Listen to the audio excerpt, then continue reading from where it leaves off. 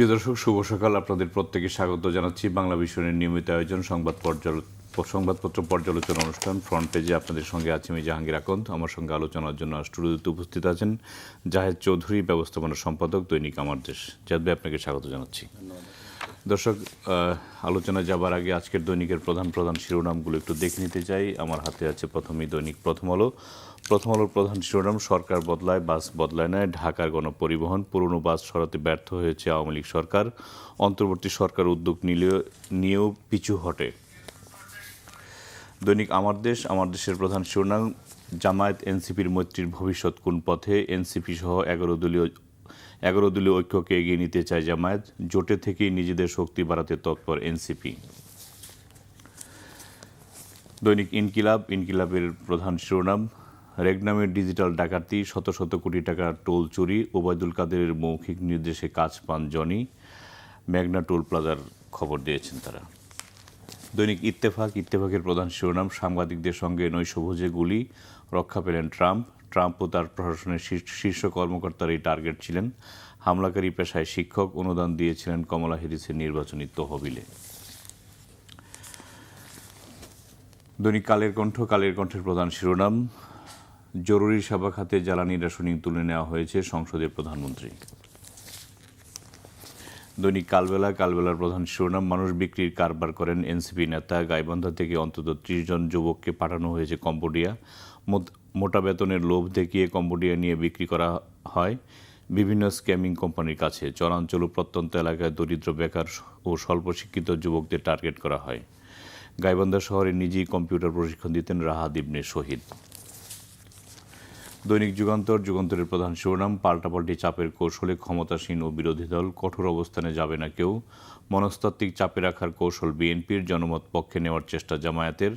আওয়ামী লীগ ফিরে এলে কী হবে সেই ভয় সবার আছে, ডক্টর বদিউল আলম মজুমদার। দৈনিক সমকালের প্রধান শিরোনাম: কষ্টের ধান দুঃখ ছড়াচ্ছে কৃষকের সংসারে। উৎপাদন খরচ উঠছে না।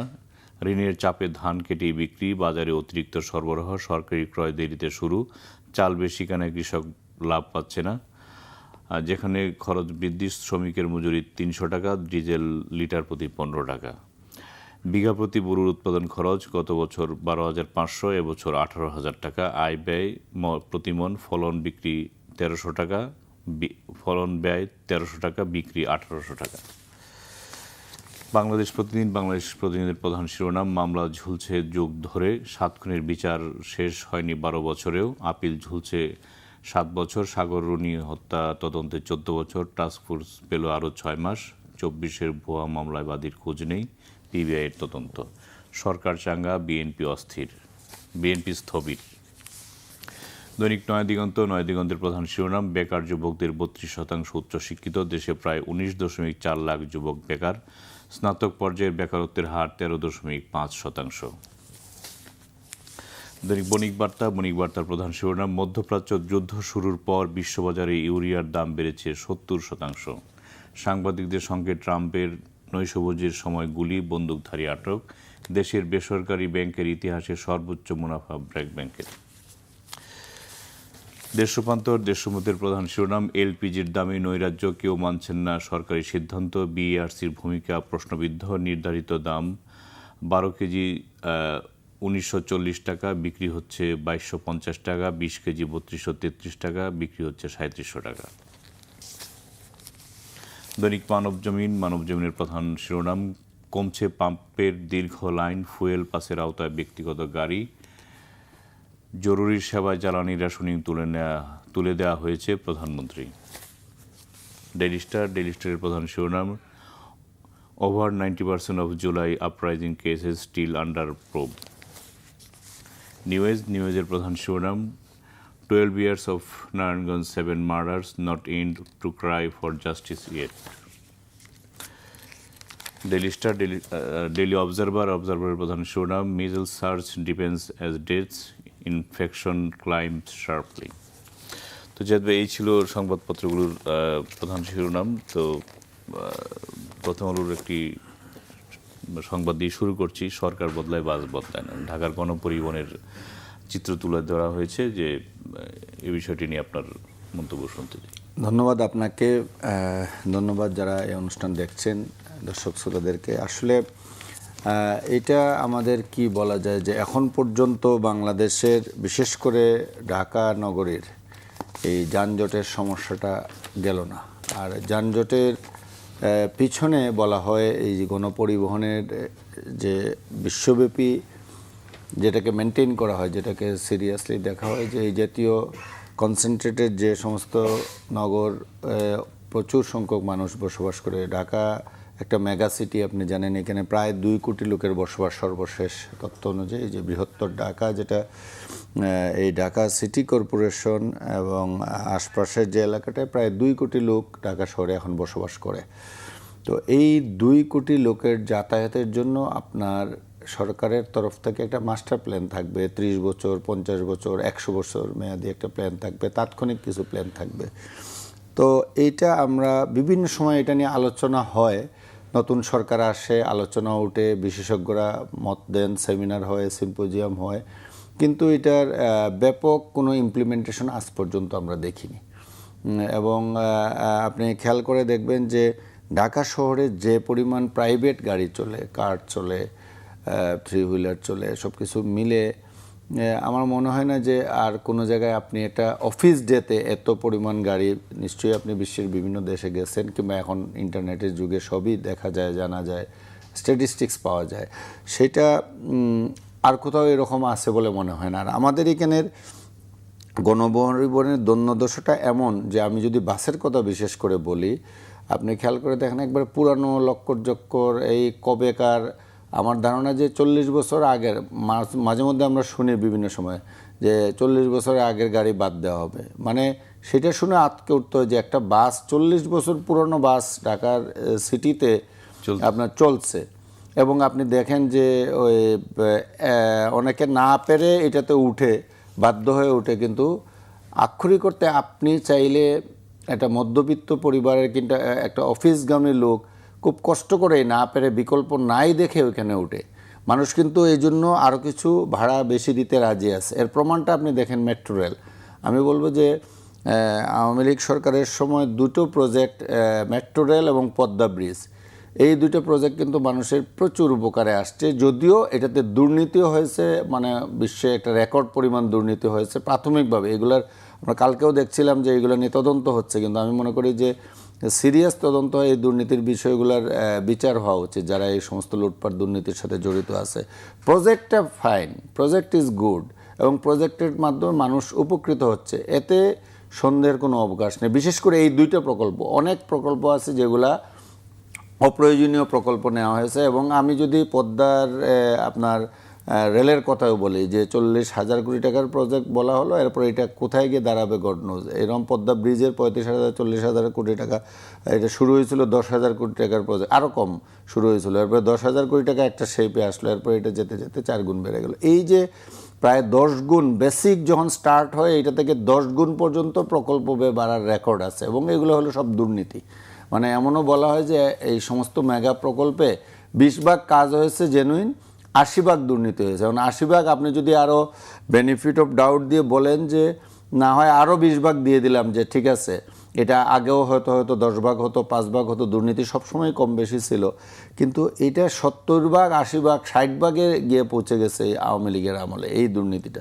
40%-এর উপরে আমার মনে হয় না কোনো প্রকল্প আপনি খুঁজে ভালো করে অনুসন্ধান করলে পাবেন যে যেটা রিয়েল কস্ট 40%, কিন্তু প্র্যাকটিক্যালি এই 40%টাকে 100%, আরও 60% দুর্নীতির মাধ্যমে এটা কস্টিংটা এই পর্যায়ে নেওয়া হয়েছে। তো আমি বলছিলাম যে দেখেন মানুষ মেট্রো রেলে কিন্তু ভাড়া দিচ্ছে এবং প্রচুর লোক যাতায়াত করছে, আপনি ভাড়াটা একটু বেশি ধরলেও মানুষের আপত্তি নেই। এর আগে আপনার একটা মনে আছে কিনা, যোগাযোগ মন্ত্রী মিস্টার আনোয়ার হোসেন মঞ্জু যখন যোগাযোগ মন্ত্রী ছিলেন, তখন এই একটা সিটি বাস সার্ভিস চালু করা হয়েছিল উত্তরা থেকে, এসি বাস সার্ভিস মতিঝিল পর্যন্ত আসতো, নারায়ণগঞ্জের ওইদিকেও মনে হয় এক পর্যায়ে এটা এক্সপানশন করা হয়েছিল। তো প্রচুর লোকজন যাতায়াত করতো ওই সময়, কিন্তু এটা ডাবল ভাড়া ছিল। মানুষ কিন্তু বিএনপির সময় ছিল, বিএনপির সময় নাজমুদ্দিন সাহেব ভলভো বাস, কিছু বিআরটিসি বাস চালু করেছিলেন যখন উনি যোগাযোগ মন্ত্রী ছিলেন। তো এইগুলা আমি ওই আনোয়ার হোসেন মঞ্জুর ওটা বললাম যে ওই সময়ে প্রথমবারের মতো এইরকম একটু লাক্সারিয়াস ওই সময় মানে আমাদের ওই একটু এয়ার কন্ডিশন আছে, সিটটা একটু ভালো আছে, টাইমলি চলে, এটাকে আমরা লাক্সারিয়াস এনাফ। আমার ওই বড় দরকার নাই, কিংবা দায়ো কিংবা হুন্দাই কোম্পানির বড় ইয়েরও দরকার নাই। তো মানুষ মিনিমাম এই বাস সার্ভিসগুলা কেন যে ঢাকা শহরে চালু করা হয় না, কেন যে সরকার জিম্মি হয়ে যায় এক ধরনের পরিবহন ব্যবসায়ীর কাছে, এবং অনেক সময় মূলত যারা সরকারে থাকেন এই সরকার দলীয় পরিবহন ব্যবসায়ীরাই এটা কন্ট্রোল করেন, কিন্তু তাদের মধ্যে একটা নেক্সাস আছে, তাদের মধ্যে একটা ভালো আন্ডারস্ট্যান্ডিং আছে, তাদেরকে সুবিধা দেওয়ার জন্যই দেখা যায় এইটা আর প্রকল্পগুলো চূড়ান্তভাবে আলোর মুখ দেখে না। অন্তর্বর্তী সরকারের সময় আমরা অনেক আলাপ শুনেছি, কিন্তু ফাইনালি এটা এক্সিকিউট হয় নাই, যে আপনার ট্রান্সপোর্ট সিস্টেমটাকে ঢাকা সিটির একটা মানে রিঅর্গানাইজ করা, এটাকে একটু স্মার্ট করা, এটাকে ভালো করা। এবং আপনি খেয়াল করে দেখেন, এটা আমি কথাগুলো খুবই সবাই জানে, সবাই বুঝে, এটার জন্য বিশেষজ্ঞ জ্ঞানের দরকার নাই। আপনার এখানে একটা লোককে ক্যারি করার জন্য, একটা স্কুলের বাচ্চাকে দেওয়ার জন্য একটা গাড়ি রান করে, সেই গাড়িটা কত ঘন্টা রান করে ঢাকা শহরে, এবং তাকে পিক করার জন্য, তাকে ইয়ে করার জন্য, সরকারি কর্মকর্তাদের জন্য করে, অফিসগামীদের জন্য করে। তো এইটা যদি আপনি ভালো পরিবহন ব্যবস্থা করতে পারতেন, গণপরিবহন করতে পারতেন, বাস সার্ভিস হোক, রেল সার্ভিস হোক, মেট্রো হোক, এগুলো যদি এনশিওর করতে পারতেন, মানুষ ওই প্রাইভেট গাড়িটা নিয়ে আর বের হতো না রাস্তায়। আপনি জ্বালানিরও সাশ্রয় হতো, রাস্তা যে ইউজ আছে এটারও ম্যাক্সিমাম ইউজ করা যেত, এবং এই ট্রাফিক জ্যাম এড়িয়ে যাওয়া যেত। এই সবগুলাই কিন্তু আপনি করতে পারতেন, বাট এটার জন্য একটা প্ল্যান দরকার এবং এটা ইমপ্লিমেন্ট দরকার, এবং এটার জন্য সরকারই কিন্তু মূল উদ্যোগ নিতে হবে সরকারকেই, এবং সরকার চাইলে সব কিছুই পারে। তো এইটা যদি আপনি করেন তাহলে সব শ্রেণী পেশার মানুষ এই গণপরিবহনে যাতায়াতের কালচারটা হবে। ওই সময় আপনি রাখেন, আপনি যদি প্রাইভেট গাড়ি রাখতে চান, এটাকে আপনি একটা সীমানা, অনেক বিশ্বের অনেক শহরে এটা আছে যে আপনি একটা জায়গায় ঢুকতে গেলে তখন ট্যাক্সেশন, আপনি আলাদা করে এটার জন্য ট্যাক্স দিতে হবে, বিপুল পরিমাণ অঙ্ক দিয়ে দেন, যার বেশি দরকার কিংবা যার অনেক টাকা আছে তিনি এটা অ্যাভেল করবেন। কিন্তু জেনারেলি যখনই আপনি যদি আপনি দেন যে উত্তরা থেকে একটা গাড়ি এদিকে ঢুকতে গেলেই, মতিঝিলে আসতে, ফার্মগেটে আসতে, এদিকে আসতে গেলেই তাকে ওইখানে 500 টাকা ট্যাক্স দিতে হবে আলাদা করে, তাইলে ওই গাড়িটা আসবে না। কিন্তু তার বিকল্পটা আপনি এনশিওর করতে হবে, যাতে একজন লোক 100 টাকা খরচ করে কমফোর্টেবলি এখানে আসতে পারে, তাইলেও তো উনি গাড়িটা নিয়ে আসবেন না। আমার ধারণা যে এটাই সব জায়গায় আছে, চালু আছে, আমরা এটা করতে পারিনি এখন পর্যন্ত। আপনার পত্রিকা দৈনিক আমার দেশের প্রধান শিরোনাম, জামায়াত এনসিপির মৈত্রীর ভবিষ্যৎ কোন পথে, এনসিপি সহ 11 দলীয় ঐক্যকে এগিয়ে নিতে যায় জামায়াত, জোটের থেকে নিজেদের শক্তি বাড়াতে তৎপর এনসিপি। এটা দেখেন, এটা নিয়ে অনেক আলোচনা নির্বাচনের আগ থেকেই আছে, এনসিপি গঠিত হওয়ার পর থেকেই এই আলোচনাটা আছে, এবং জুলাই বিপ্লব চূড়ান্ত পর্যায়ে 17 বছর থেকে এটা তাওয়া গরম করা হয়েছে, যেটাকে পলিটিক্যালি বলা হয়।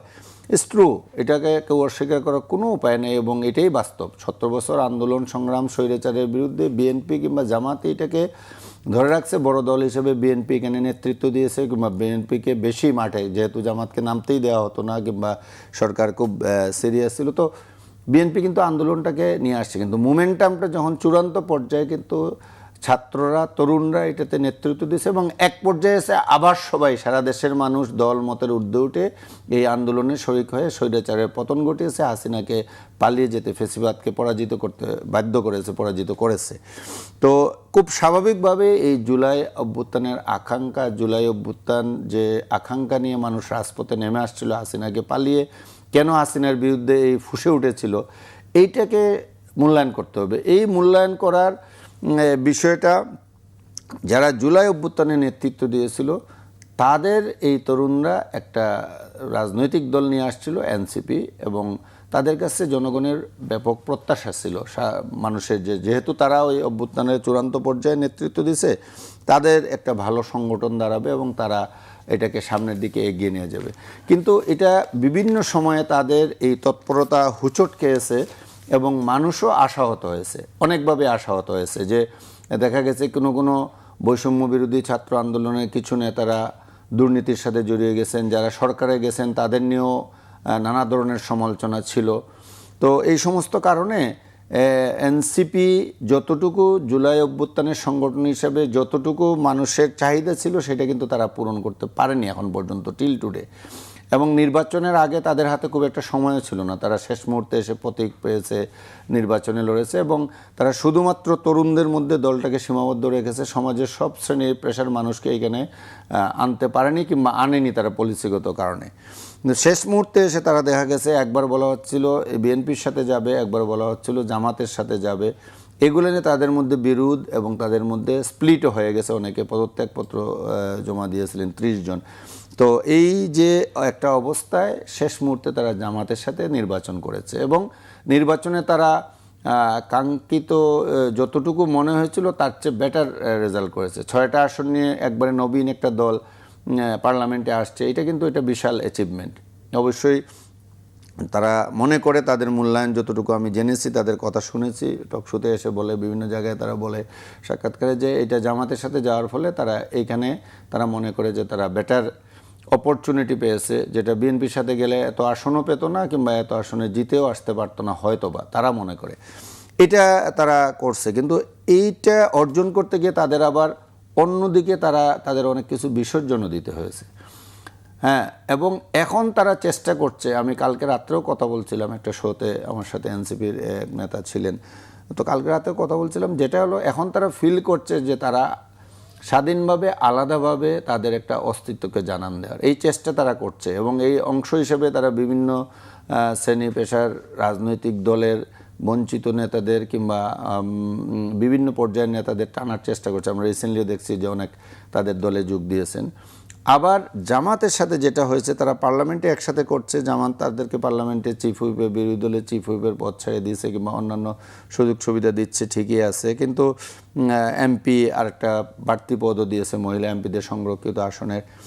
হয়তো জামাত তাদেরকে ইয়ে করছে, কিন্তু তারা মনে করছে যে আমরা আলাদাভাবে করব এবং এটার সিগন্যাল তারা দিয়েছে কিভাবে, যে সিটি কর্পোরেশনে তারা তাদের আলাদা প্রার্থী ঘোষণা করেছে এবং খুব শিগগিরই বলেছে তারা 100 উপজেলা পর্যায়ে, স্থানীয় সরকার পরিষদ সব কিছু মিলিয়ে উপজেলা, পৌরসভা এগুলার ক্ষেত্রে তারা আরও 100 প্রার্থী আলাদা করে ঘোষণা করবে। তারা চাচ্ছে আলাদাভাবে দাঁড়াতে।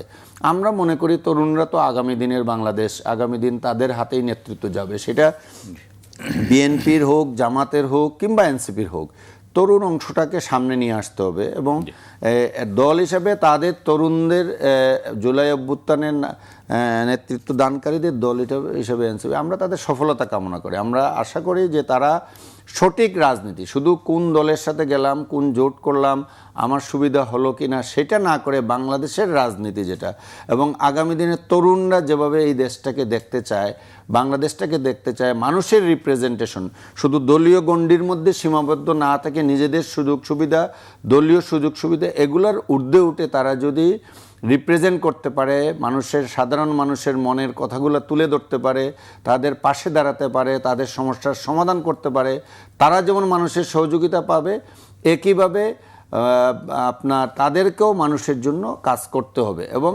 এইটা ভবিষ্যতে বলে দিবে যে তারা জামাতের সাথে ঐক্যবদ্ধ থাকবে নাকি তারা আলাদা একটা প্ল্যাটফর্ম হিসেবে দাঁড়াবে, নাকি বিএনপির সাথে আবার আগামী নির্বাচনে জোট বাঁধবে। এটা এখনই বলা যায় না, ওই যে একটা কথা আছে, বলাই হয় যে রাজনীতিতে শেষ কথা বলে কিছু নেই, কিন্তু তার চেয়ে বড় হলো নীতি আদর্শের জায়গায় যদি ঠিক থাকেন, আপনার যদি ইমেজটা বিল্ড আপ করতে পারেন, দুর্নীতির সাথে নিজেদের না জোড়ান ভোকাল থাকতে পারেন, তাহলে অবশ্যই বাংলাদেশের মানুষ তাদেরকে সমর্থন এবং সহযোগিতা করে যাবে, আপনি যে দল জোটে থাকেন কিংবা ইন্ডিভিজুয়ালি রাজনীতি করেন না কেন। আরেকটা শিরোনাম পড়ছি, সেটা হচ্ছে যে কমছে পাম্পের দীর্ঘ লাইন। তো আপনার জ্বালানি সংকটের কারণে আমরা দেখেছি যে 6 থেকে 7 ঘন্টা পর্যন্ত পাম্পে মানুষের অপেক্ষা করতে হয়েছে। সেটি গতকালকে বিভিন্ন টেলিভিশন এবং সংবাদপত্রগুলি দেখলাম যে সেটি কমে এসেছে এখন। দেখেন,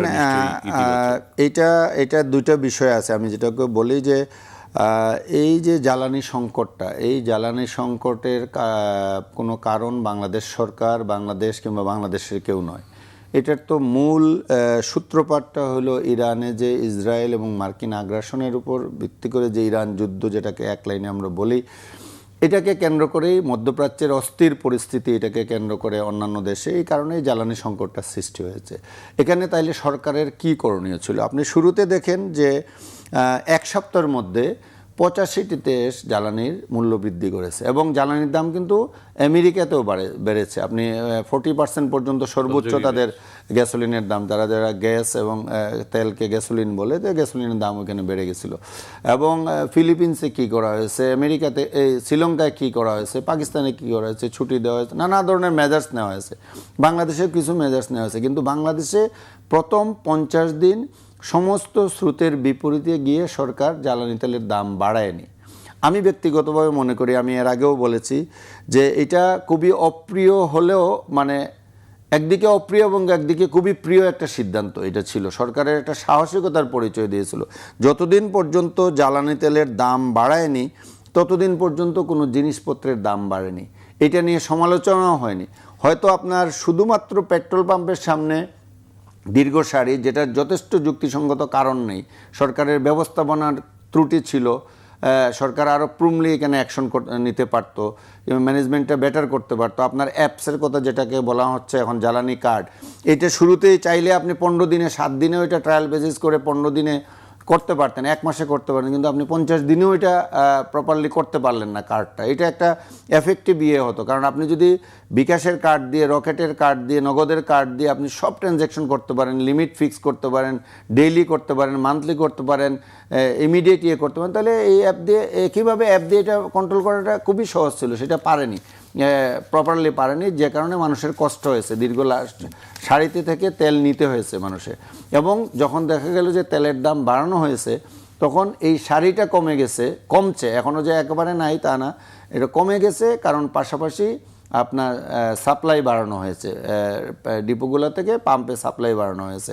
মানুষ একটা প্যানিক বাই করেছে, ট্রু, এবং কিছু তেল পাচার হয়েছে, কিছু তেল মজুদ হয়েছে, পেট্রোল পাম্পের মালিকরা করেছে, ব্যক্তি পর্যায়ে মজুদ হয়েছে, প্যানিক বাই করে অনেকে স্টক করে রাখছে যে কি না কি হয়, আদৌ পাই কি পাই না, এগুলো হয়েছে। বাট সরকার উদ্যোগ নিচ্ছে, এটাকে আপনি অস্বীকার করার উপায় নাই। ভেরি ফার্স্ট ডে থেকে সরকার তো বিভিন্ন জায়গা থেকে বিকল্প উৎস থেকে জ্বালানি আমদানি করেছে, বেশি দামে আমদানি করেছে। ফিনিশ ক্রুড অয়েল আমদানি করতে পারেন নাই, এক পর্যায়ে ইস্টার্ন রিফাইনারি বন্ধ হয়ে গেছে, কিন্তু ফিনিশ ডিজেল আপনি আমদানি করা হয়েছে, অন্যান্যগুলো করা হয়েছে। আপনি দেখেন পেট্রোলের সব প্রোডাকশনটা লোকালি ছিল, হয়তো এটার একটা সার্টেন পার্সেন্টেজ ছিল যে আপনি যে ক্রুড অয়েলটা রিফাইন করছেন, ওই রিফাইনের বাই প্রোডাক্ট হিসাবে এটারই একটা অংশ হিসেবে পেট্রোলটার ওইখানে একটা সার্টেন পার্সেন্টেজ বলা হয়, এটা 15 থেকে 20% ইস্টার্ন রিফাইনারি থেকে এবং অন্যান্য প্রাইভেট রিফাইনারিগুলো থেকে এটা আমরা পাচ্ছিলাম।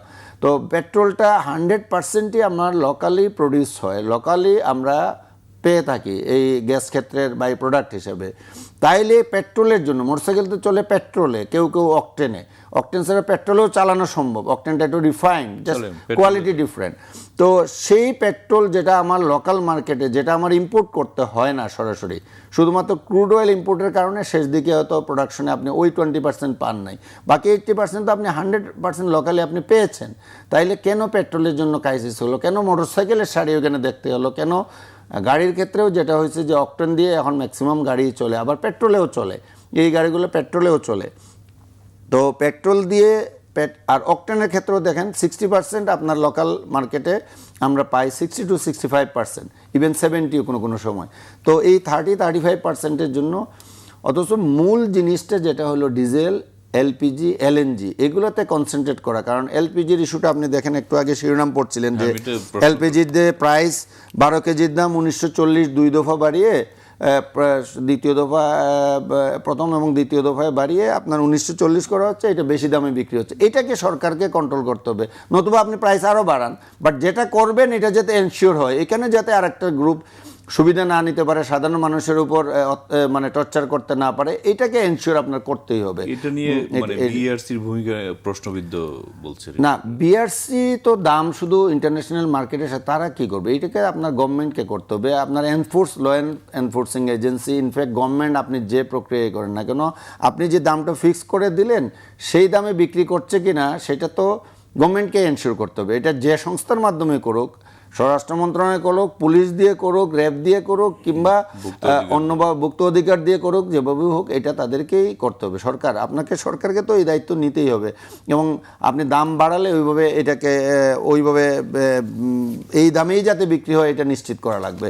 কিন্তু আপনার যেটা আমি বলছিলাম যে দেখেন, আপনি যখন দাম বাড়ালেন, হয়তো তেলের লাইনটা কমে গেল, কিন্তু আপনার ভাড়ার ক্ষেত্রে বর্ধিত ভাড়া গুনতে হচ্ছে। এখন ভাড়ার কথা বলে আপনার সবজির দাম বাড়বে, সব কিছুর দাম বাড়বে, আপনার বিদ্যুতের ক্ষেত্রে সমস্যা হবে। এবং আপনি আরেকটা জিনিস খেয়াল করে দেখেন যে এই তেলের দাম বাড়ানোর আগেই বিদ্যুতের এক ধরনের একটা ক্রাইসিস সৃষ্টি হয়েছে। লোডশেডিং 2000, 3000, সর্বোচ্চ নাকি 4000 মেগাওয়াট পর্যন্ত হয়েছে। 2000 মেগাওয়াট হয়েছে অনেক দিনই, এক দুই মুহূর্তের জন্য, 2-1 দিনের জন্য এরকম হয়েছে। তো এই ক্রাইসিসগুলা সবগুলাই কিন্তু জ্বালানির সাথে সম্পৃক্ত। আমরা ফার্নেস অয়েল দিয়ে বিদ্যুৎ কেন্দ্র চালাই, তো বিদ্যুৎ কেন্দ্রের জন্য আপনার লাগবে, যখন আপনি ফার্নেস অয়েলের দামটা কিন্তু আগেই বাড়ানো হয়েছে, জেট ফুয়েলের দাম আগেই বাড়ানো হয়েছে, আপনি জানেন।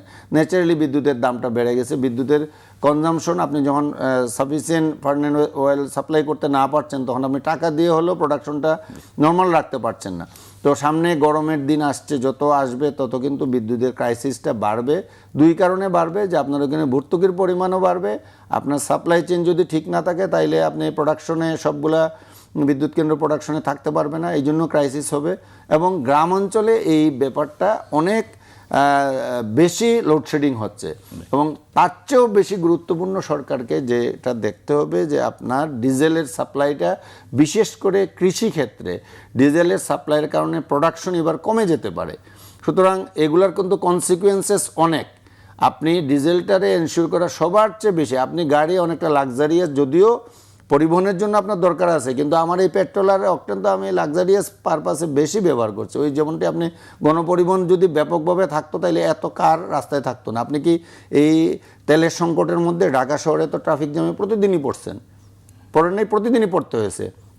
সো আপনার এই জায়গায় আপনাকে স্ট্রিক্ট হওয়া দরকার ছিল, যে আপনি ওইখানে ওই গাড়িগুলোতে আপনি কতটুকু দিবেন, আর কৃষকের জন্য কতটুকু জ্বালানি এনশিওর করবেন, কোন টাকাগুলো কৃষকের জন্য ব্যয় করবেন, যেটার সাথে আপনার প্রোডাকশন রিলেটেড, যেটার সাথে আপনার গ্রামের টোটাল উৎপাদন ব্যবস্থাটা হ্যাম্পার্ড হবে যদি আপনি প্রপার টাইমে জ্বালানি না দিতে পারেন। একইভাবে সারের ক্ষেত্রেও ক্রাইসিস হচ্ছে। আপনি দেখেন ইউরিয়া সারের প্রোডাকশন কমে গেছে, টিএসপি ইম্পোর্ট, এই সমস্ত জিনিসগুলো কিন্তু গভর্নমেন্টকে গুরুত্ব দিয়ে এখনই দেখতে হবে, নতুবা সরকারকে সমস্যায় পড়তে হবে, মানুষকে সমস্যায় পড়তে হবে। এবং এটা যুদ্ধের কারণে একটা বিশেষ পরিস্থিতির সৃষ্টি হয়েছে।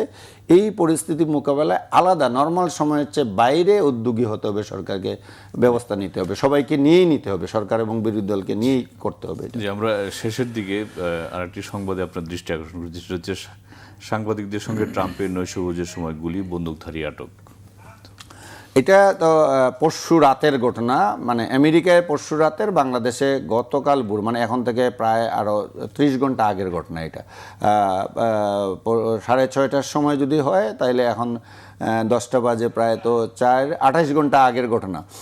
আমেরিকায় যেটা হয়েছিল, হিলটন হোটেলের যে ঘটনা, আমি এটা ফলো করেছি কালকে এবং ইয়েতে দেখেছি যে এটা হোটেলের অ্যাক্সেস পয়েন্টে, যে সিকিউরিটি অ্যাক্সেস পয়েন্টে ঘটনাটা ঘটেছে, যেখানে ভেন্যু ছিল, অ্যাকচুয়াল ভেন্যু এই বলরুমে এটা হয়নি, বলরুমের বাইরে হয়েছে। এবং যে বন্দুকধারীকে আটক করা হয়েছে উনি শিক্ষিত ক্যালটেকের একজন গ্র্যাজুয়েট। ক্যালটেকটা আমেরিকার খুব নামকরা ইউনিভার্সিটি, এবং ওইখান থেকে উনি শিক্ষকতাও করতেন পার্ট টাইম। এবং একটা রিপোর্টও আসছে, আপনি একটু আগে বলছেন যে তার আইডেন্টিটি নানাভাবে বলার চেষ্টা করা হচ্ছে। ধর্মীয়ভাবে দেখা গেছে উনি খ্রিস্টান সম্প্রদায়ের লোক, তারপরে উনি শিক্ষকতা করতেন পেশায়, এবং কামালা হ্যারিসকে গত নির্বাচনে ডেমোক্রেট প্রার্থী ওখানে ডোনেট করেছেন। সো এটাকে দিয়ে রিলেট করার চেষ্টা করা হচ্ছে যে ডেমোক্রেট কিনা এই সেই। বাট যেটা এই পর্যন্ত প্রাথমিক রিপোর্টগুলো যা আসছে, যে এটা বলা হচ্ছে যে ইট ইজ ইন্ডিভিজুয়াল প্ল্যান। শুরুতেই তারা বলছে যে এটার সাথে ইরানের কোনো সম্পর্ক নেই, এবং এটা সে ব্যক্তিগতভাবে কোনো সংঘবদ্ধ চক্রের অংশ হিসেবে নয়। প্রাইমারি রিপোর্টগুলো যেগুলো তারা ব্রিফিং করছে ওইখানে পুলিশ, ট্রাম্প তো বলেছেন যে এই ইরান যুদ্ধ থেকে পিছু হটতে পারবে না, বা না সেটা বলছে। ট্রাম্পের কথা তো উনি দিনে তো 10 বার কথা চেঞ্জ করেন, সব কিছুই বলছেন উনি, এটার সাথে ইরান যুদ্ধের সম্পর্ক নাই, আবার এইগুলো করে আমাকে ইরান যুদ্ধ থেকে পিছু হটাতে পারবেন, দুইটাই বলছেন। এটা কন্ট্রাডিক্ট করে, এরকম অনেক কন্ট্রাডিক্টের কথা উনি দিনে 10 বার বলেন। এবং এটা আজকেও আছে, দেখেন যে একজন অ্যাম্বাসেডর মন্তব্য করেছেন যে ওনার এই যে নেগোসিয়েশনটা ইরানের সাথে হচ্ছে না, এটার পিছনে 3টে কারণ হিসেবে ভিয়েনায় যে রাশিয়ান রাষ্ট্রদূত আছেন উনি মন্তব্য করেছেন যে এই 3টা ওয়ার্ড ওনাকে অ্যাভয়েড করতে হবে, যে এই যে সুইপিং কমেন্ট করা, তারপরে প্রেশার দিয়ে নেগোসিয়েশন টেবিলে বসানো, শেষের এই জিনিসগুলো অ্যাভয়েড করতে হবে। তবে এইটা আরেকটা প্রশ্ন জন্মতে যে দেখেন যদি তাই করেন যে ওয়ার্ল্ডের সর্বোচ্চ নিরাপত্তা ট্রাম্পের জন্য এনশিওর করা হচ্ছে, যদিও সিক্রেট সার্ভিস তাকে ধরে ফেলেছে, তাকে ইন্টারোগেট করা হচ্ছে এবং জীবিত অবস্থায় ধরছে, কিন্তু তারপরেও এই ট্রাম্পের উপর দেখেন পরপর 3 দফায় আক্রমণ হয়েছে। কোনো সন্ত্রাসী কর্মকাণ্ডই আমরা কেউই সমর্থন করি না, এই জাতীয় কর্মকাণ্ড সমর্থন করতে পারি না স্বাভাবিকভাবে, কিন্তু কেন ঘটনাগুলো বারবার ঘটছে এটাও একটা আলোচনার বিষয়, যে এমন একটা পরিস্থিতির ওখানে সৃষ্টি করা হয়েছে যে এই ধরনের ঘটনাগুলো রিপিটেডলি ঘটছে। জি, আপনাকে অসংখ্য ধন্যবাদ। আমরা শেষ প্রান্তে, প্রিয় দর্শক, আজ এ পর্যন্তই। কাল দেখা হবে একই সময়। ভালো থাকবেন, সুস্থ থাকবেন, সে প্রত্যাশায় আজকের মতো এখানে বিদায় চাইছি। সঙ্গে থাকার জন্য ধন্যবাদ সবাইকে।